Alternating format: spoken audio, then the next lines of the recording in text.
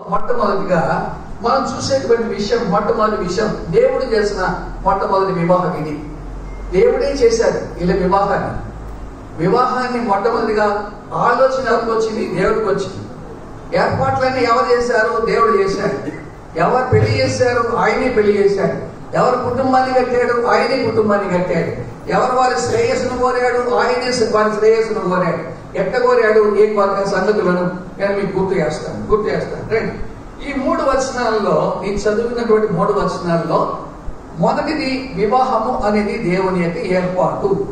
రెండో దాంట్లో ఎబ్రీయులకు రాసిన పత్రిక 13వ అధ్యాయం 4వ వచనంలో చెప్పిన మాట, వివాహము అన్ని విషయములలో ఘనమైనదిగా ఉంది, దాన్ని ఘనమైనదిగానే ఉంచాలి అని.